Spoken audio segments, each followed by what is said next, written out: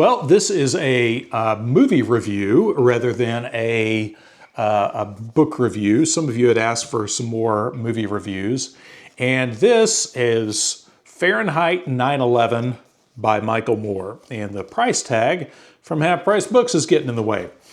But I went back and watched this again with one of my daughters the other day, and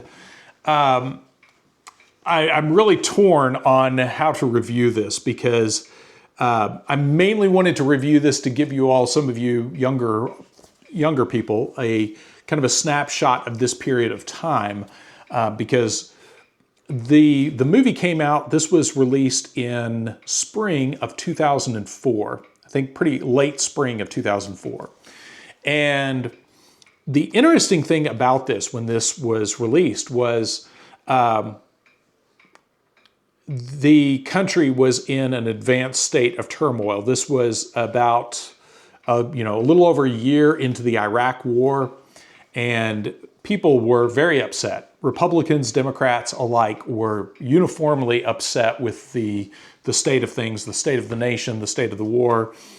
And yes, there were still people militantly cheering on things, and I apologize, there's my clock telling me what time it is. But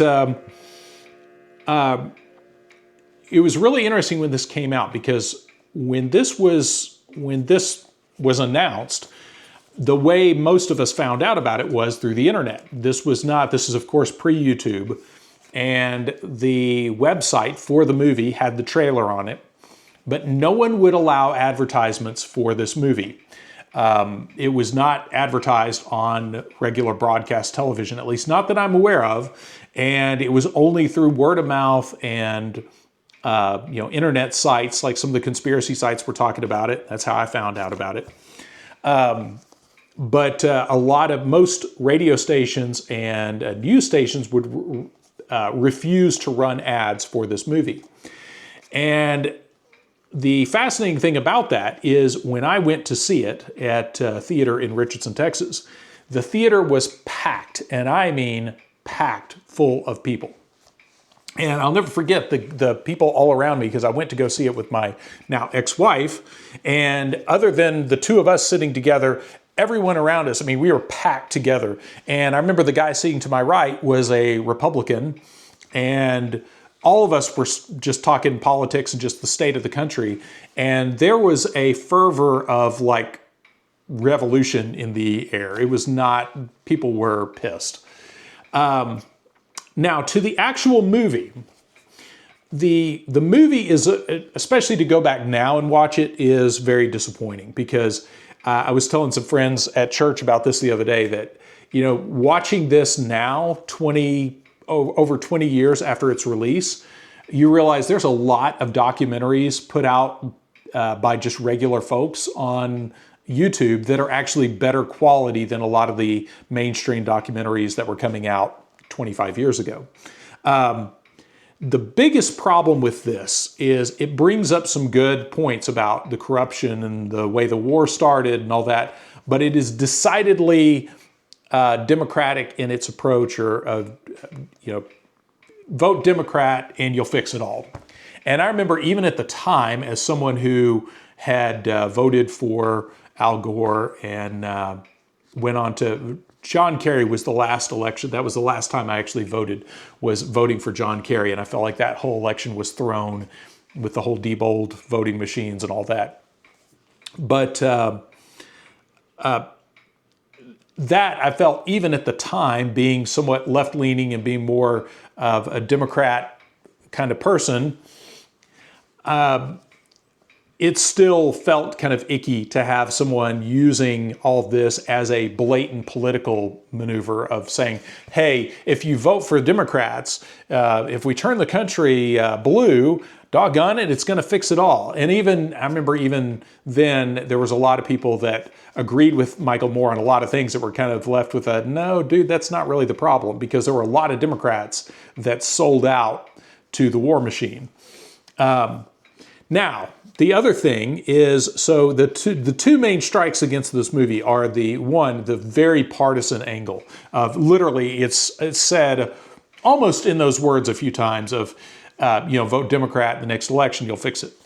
And the other thing is the Saudi Arabia is the boogeyman. It's like, yes, it was bad Arabs. Yes, it was brown people, but we got the wrong brown people. We're bombing the Afghanistan and Iraq, and we should be going after Saudi Arabia.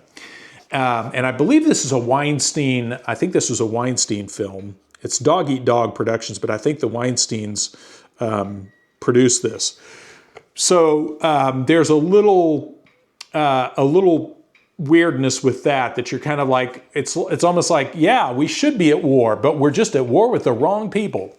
So that's a frustrating angle. But overall, as a time capsule from that period, my daughter was very shocked. My 19-year-old daughter that watching this with me, she was very shocked by some of the stuff, showing some of the actual battle scenes and the way the Iraqis were reacting to being bombed. There's some of that's, I think, a very valuable time capsule.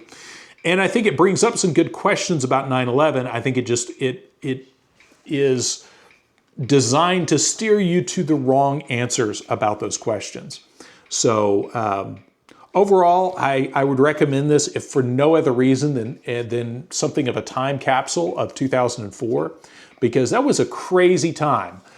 There was a lot of crazy stuff that was going down with the Abu Ghraib prison scandal, and then the beheading of Nicholas Berg, I believe it was. There's a lot of weird stuff that's all worth looking into and going back to those things and revisiting how that went down.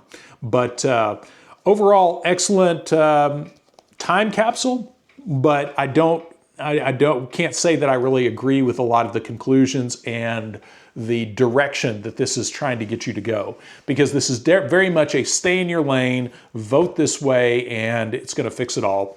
And I don't think that's what fixes things. But anyway, I'll leave it at that. But that is Fahrenheit 9/11 from 2004. And I may come back, if any of you are curious, I may come back and do a review of this with my daughter that watched it with me, because I think you all would appreciate what, her take on it too. Having been born a year after this came out, she has an interesting perspective on that too. So anyway, there you go. Fahrenheit 9/11 by Michael Moore from 2004, 20 years ago.